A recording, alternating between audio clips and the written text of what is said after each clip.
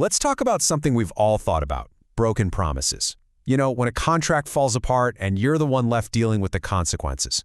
What are you really owed in that situation? Well, let's dive in and find out. Okay, so let's get right to the heart of it. A contract is breached. Someone breaks their end of the deal.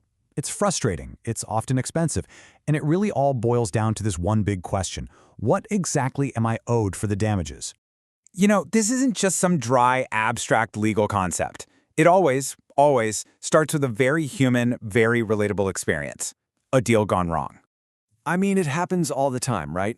A promise gets broken, a deal just completely falls through, and suddenly you're the one left with a real loss. You're out time, you're out money, and you're left holding the bag. And of course, your first thought isn't going to be about some complicated legal theory. Nope. It's super practical. It's how do I get made whole again? How do I get compensated for what just happened? And this is where it gets really interesting, because the answer isn't nearly as simple as you might think. So let's explore what the actual options are. You know, this quote right here, it's basically our gut reaction, isn't it? Common sense tells us, hey, the person who did nothing wrong should get paid back for everything they lost. Every single bit of it, down to the last penny. But here's the multi-million-dollar question. Is that how the law actually works? Is it really that straightforward? The short and maybe surprising answer is not even close. See, the law doesn't just see loss as one big category. It actually considers different standards. Should damages cover every single possible outcome, even the really unexpected stuff? Or maybe just the big, major losses? Or, and this is the one you really need to pay attention to, only the losses that were foreseeable when the deal was made. These are the real choices courts grapple with. And that last option brings us right to the main event. It's a core legal principle known as the foreseeability rule.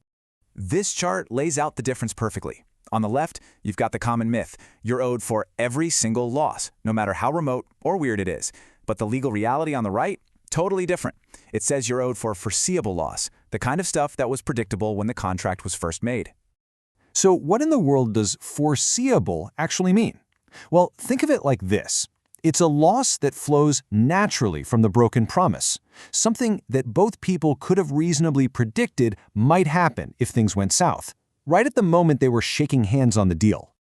And that brings us to the big takeaway here. This is the correct legal principle. The goal is to compensate the innocent party for, you guessed it, foreseeable loss that comes naturally from the breach. Not all loss, not just the major stuff, but specifically the foreseeable kind. Okay, so we get the what, but now let's ask why.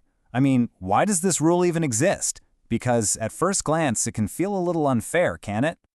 This rule isn't actually about letting people off the hook. It's all about creating a stable, predictable environment for doing business. Think about it. Without this rule, a small mistake could lead to an endless, chaotic chain of consequences. Nobody would ever sign a contract if the risk was literally infinite. So here's how it actually plays out in the real world. Step 1. Two parties make a deal. At that moment, they can both reasonably guess what the immediate fallout would be if something went wrong. Step 2. A breach happens, and yep, there's a loss. Step 3. The court then basically time travels back to that moment in Step 1 and only awards damages for the kinds of losses that were predictable from the very beginning. So, if you remember just one thing from this entire explainer, please let it be this. It all comes down to one single crucial word. This is the word that separates what we think the law is from what it actually is. And that word is foreseeable, where the damage is a predictable consequence of the breach at the time the contract was made.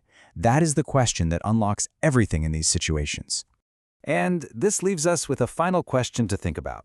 The rule is designed for predictability, sure, but does it always feel fair to the person who suffered a very real, though maybe unexpected loss? That right there is the tension at the very heart of contract law.